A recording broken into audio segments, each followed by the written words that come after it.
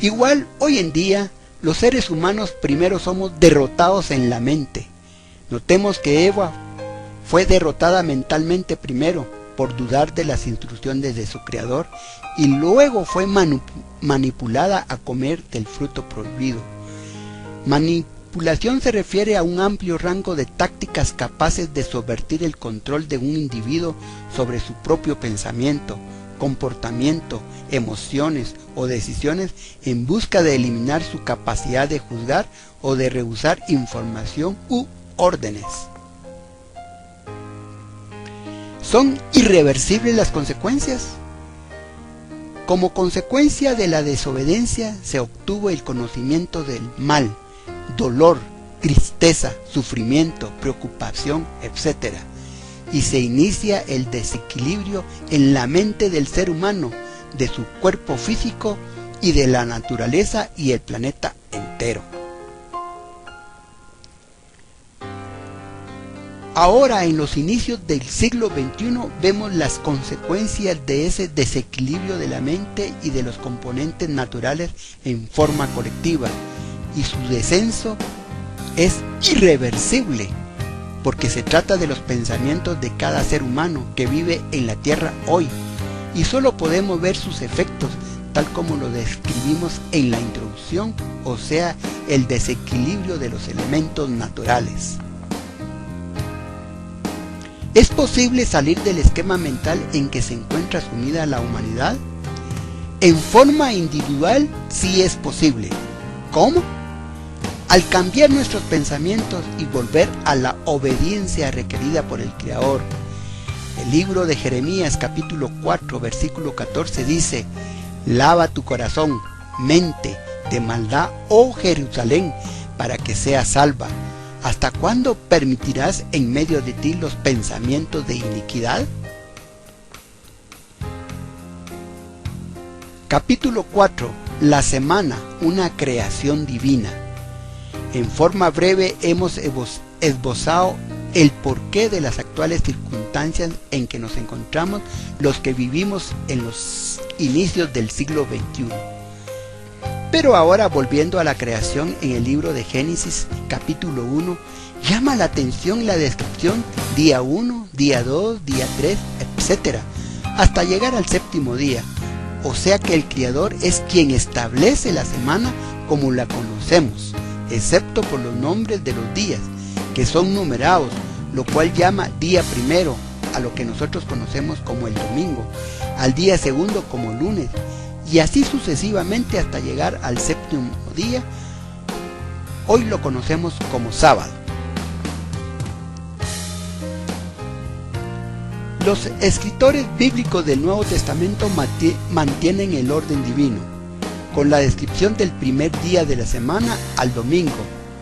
La cristiandad tiene como aceptado que el Mesías resucitó el día domingo, muy de mañana, véase Mateo 28:1. Pasado el día de reposo, al amanecer del primer día de la semana, vinieron María Magdalena y la otra María. Marcos capítulo 16 versículo 9 dice: habiendo pues resucitado Jesús por la mañana, el primer día de la semana, apareció primeramente a María Magdalena, de quien había echado 7 demonios. Se mantiene la numeración y no nombre de días. En Lucas capítulo 24, versículo 1, dice: el primer día de la semana, muy de mañana, vinieron al sepulcro, trayendo las especies aromáticas que habían preparado y que algunas otras mujeres con ellas. Aquí nos indica que el domingo le llaman el primer día de la semana. ¿Por qué el paganismo le da nombre a los días? Los almanaques desde que principiaron a salir, mantuvieron el orden de colocar el domingo como primer día de la semana. Es curioso que al final del siglo XX y los inicios del siglo XXI, en algunos almanaques se comenzó a colocar el día lunes como día primero.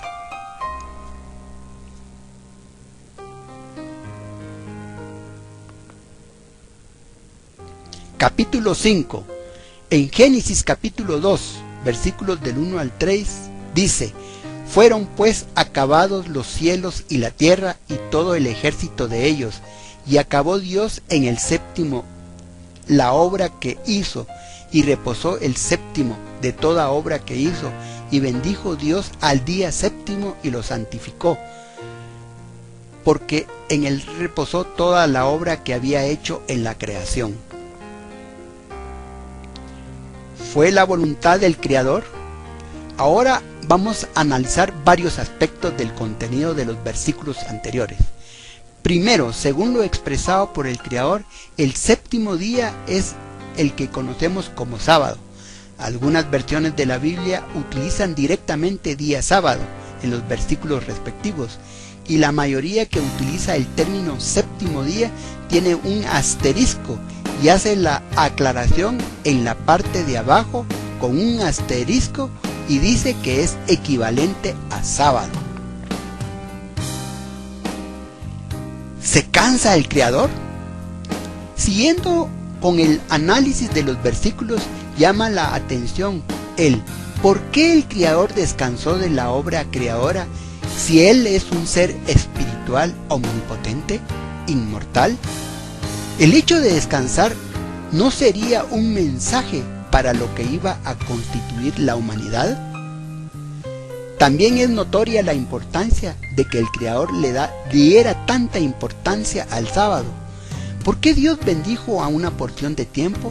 ¿Por qué lo santificó? ¿Qué es santificar?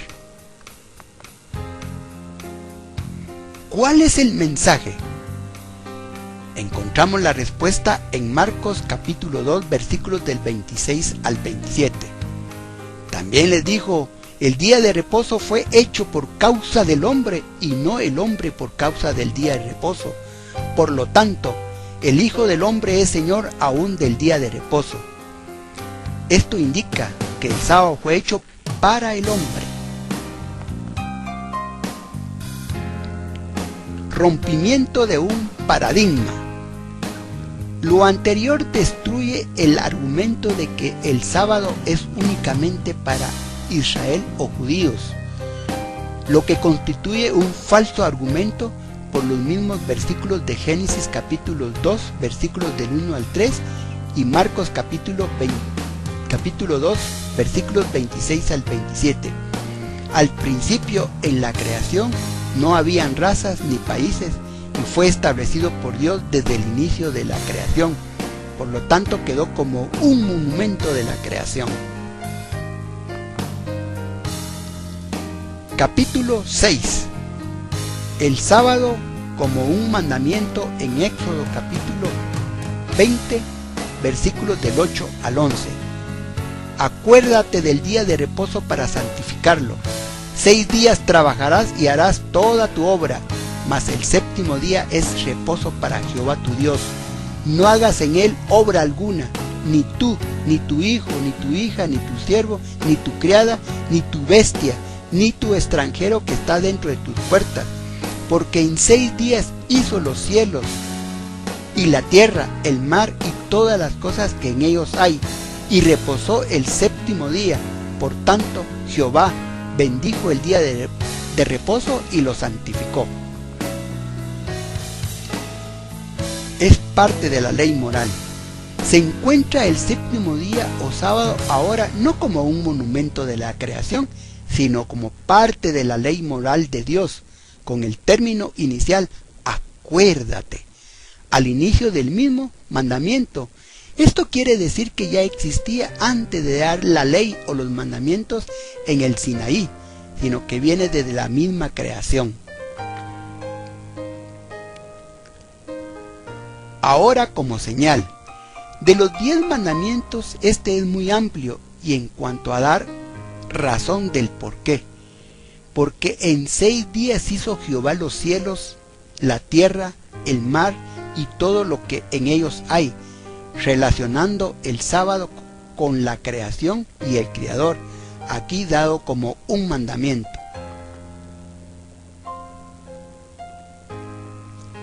Es el arquitecto del universo el que le ha dado esas características e importancia, y aún le da más connotación, porque en Éxodo 20, versículo 31 y Ezequiel capítulo 20 y versículo 20, se menciona que el día sábado es una señal entre Dios y su pueblo. Y como que si fuera poco, en el libro de Isaías capítulo 66, versículos 22 y 23 dice: porque en los cielos nuevos y la tierra nueva que yo hago permanecerán delante de mí, dice Jehová. Así permanecerá nuestra descendencia y vuestro nombre, y de mes en mes y de día de reposo en día de reposo vendrán todos a adorar delante de mí, dijo Jehová.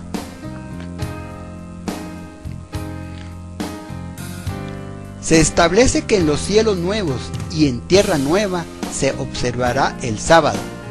En resumen, el séptimo día o sábado es, primero, es un monumento de la creación. Segundo, es un mandamiento, parte de la ley moral. Tercero, es una señal entre el Creador y su pueblo. Cuarto, será observado en los cielos nuevos y tierra nueva. Capítulo 7. Satanás, o enemigo de Dios y del hombre, ha visto la importancia que tiene el santo sábado y ha creado una estrategia para borrar de la mente de los cristianos dicho día.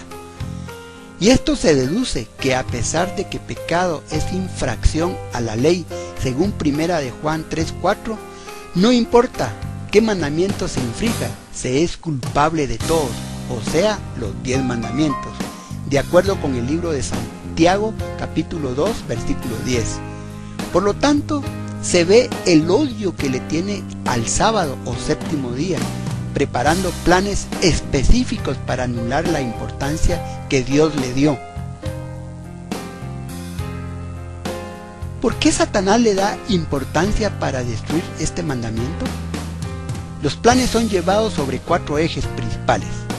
El primero de ellos, sustituir el sábado por una tradición. ¿Cómo se lleva a cabo? Para entenderlo, nos auspiciamos de la historia y nos remontamos al año 321 después de Cristo, con el emperador romano Constantino y su